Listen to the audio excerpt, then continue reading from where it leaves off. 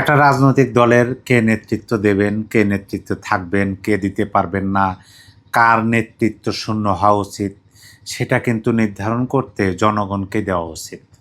জনগণের উপর ছেড়ে দেওয়া উচিত যে রাজনৈতিক দলের ইনি নেতৃত্বে দেবেন কি দেবেন না, এটা আপনারা নির্ধারণ করুন। কিন্তু তা নয়, বর্তমান বাংলাদেশের যে বিষয়গুলো খুবই বারবার সামনে চলে আসতেছে, সেটা হলো যে রিফাইন্ড আওয়ামী লীগ। এখন রিফাইন্ড আওয়ামী লীগ বলে বাংলাদেশে কিছু আছে?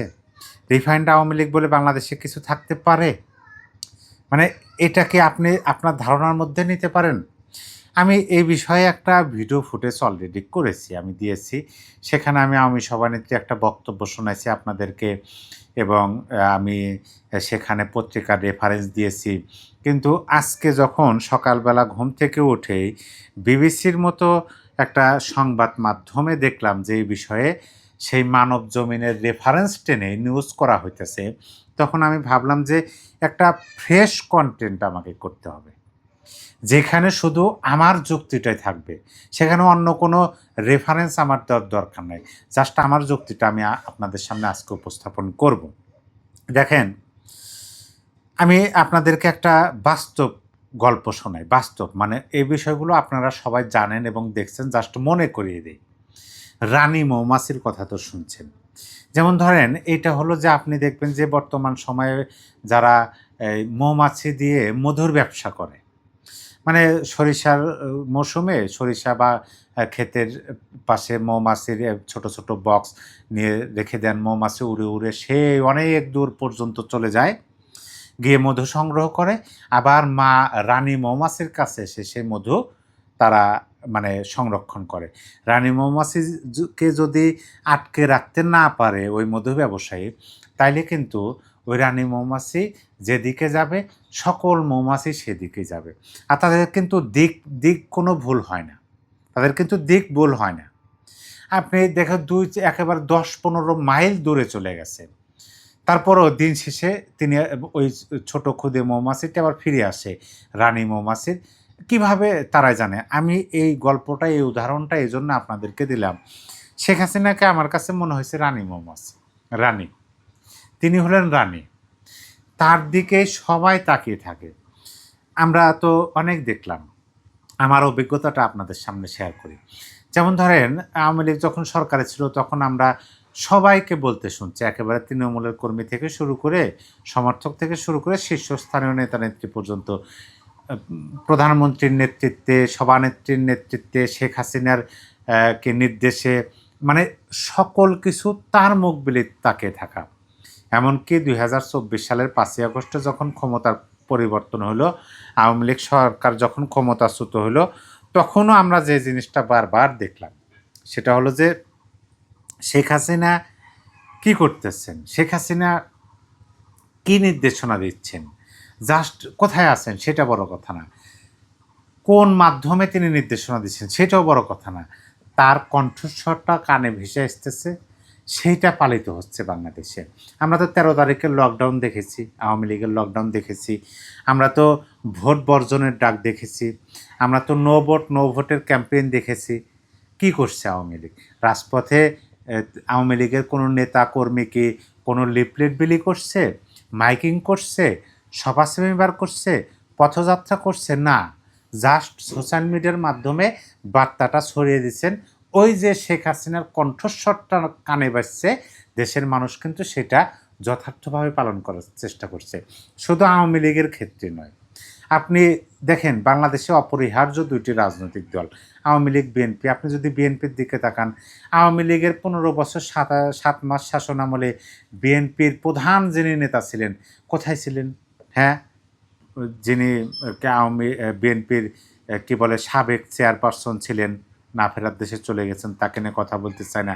তারপরও মানে তিনি যখন অসুস্থ, তিনি যখন জেলখানায়, তখন তারপরে শীর্ষ যে নেতা, ভারপ্রাপ্ত চেয়ারম্যান, তিনি তো দেশে ছিলেন না। তারপরেও এই দলটির সকল নেতা, কর্মী, সমর্থক, এমনকি সাধারণ নাগরিকরাও কিন্তু ওই নেতা মানে বর্তমান প্রধানমন্ত্রী, মাননীয় প্রধানমন্ত্রী জনাব তারেক রহমান, তিনি তখন তো বাইরে ছিলেন, তার মুখের দিকে তাকিয়ে থাকছেন। মানে এরকমই যে এই দলগুলো আপনি যেভাবে বলেন না কেন, ভাঙার চেষ্টা করেন, টুকরো করার চেষ্টা করেন বা এই দলটাকে রিফাইন্ড নামে ছোট ছোট ছোট ছোট করতে। আওয়ামী লীগের শাসনামলে তৃণমূল বিএনপির জন্ম হয়েছিল না? এখন আছে? নাই। কিন্তু মূল যে বিএনপি সেটাই কিন্তু দাঁড়িয়ে গেছে, সেটাই কিন্তু শক্তিশালী একটা অবস্থান তৈরি করছে। ঠিক আওয়ামী লীগের বেলাও সেরকম। এখন বলা হইতেছে যে ভারতের পক্ষ থেকে তাকে কি বলে প্রস্তাব দেওয়া হয়েছিল। এটা কিন্তু নির্বাচনের আগে। আপনি ভাবুন যে নির্বাচনের আগের একটা নিউজ বর্তমান সময়ে সেটা ব্যাপকভাবে ছড়িয়ে পড়তেছে।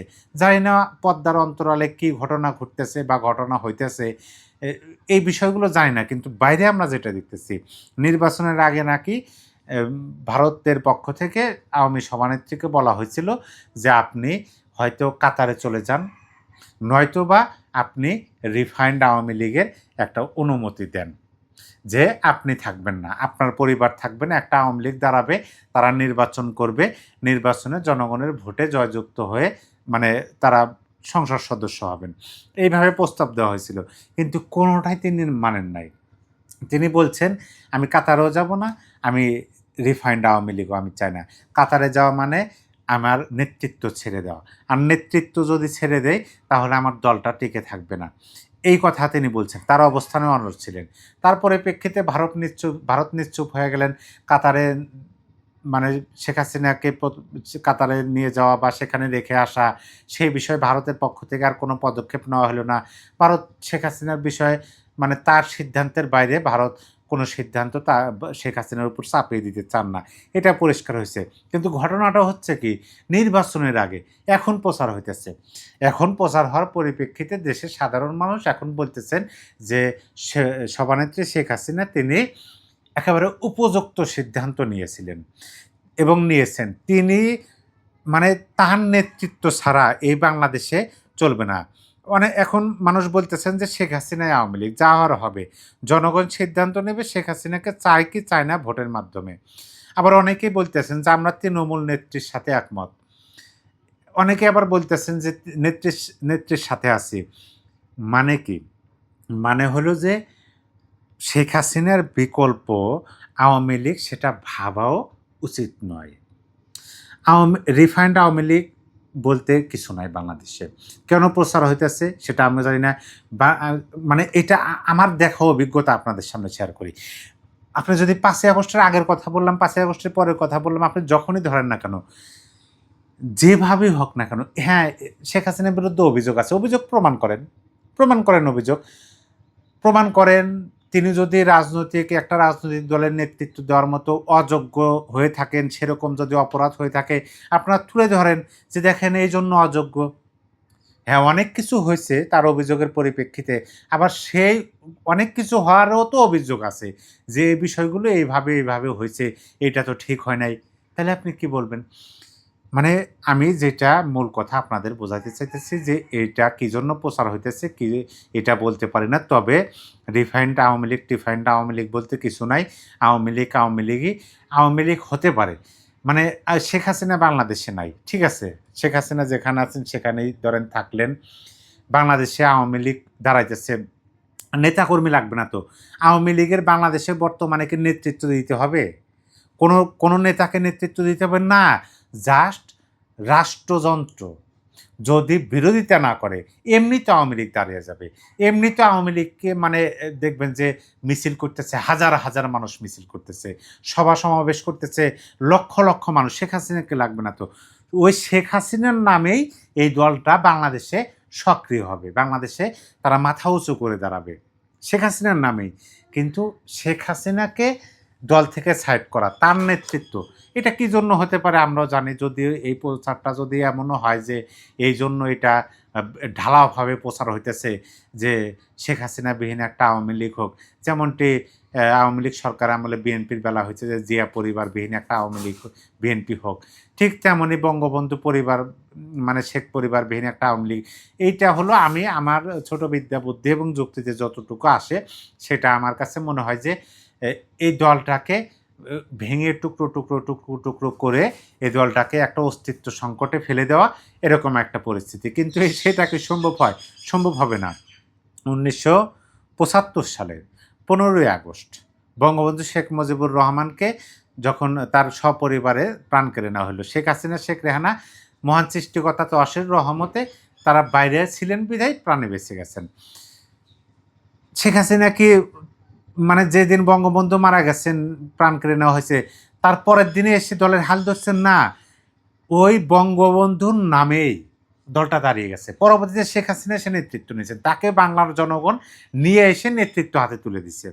আচ্ছা, সাপোজ 2024 সালের এই যে জুলাই আগস্ট আন্দোলন হলো বা একটা গণ অভ্যুত্থান হলো, যেটাই হলো না কেন, এটা তো একটা কি বলে, এখন যতটুকু শোনা যাইতেছে, আমি একজন প্রখ্যাত সাংবাদিক তার বক্তব্য শুনলাম, ও সামনে ছিল সমন্বয়ক, পিছিয়ে ছিল জঙ্গিরা, এরকম কথা বলতেছেন। তাইলে এই যে একটা আন্দোলন হয়েছে, যেভাবেই হোক না কেন আওয়ামী লীগ ক্ষমতাচ্যুত হয়েছে, এমনকি এই আন্দোলনকারীদের মুখে তো আমরা স্পষ্টভাবেই বলতে শুনছি, তারা বলছেন যে তাদের মূল টার্গেট ছিল শেখ হাসিনাকে শেষ করে দেওয়া।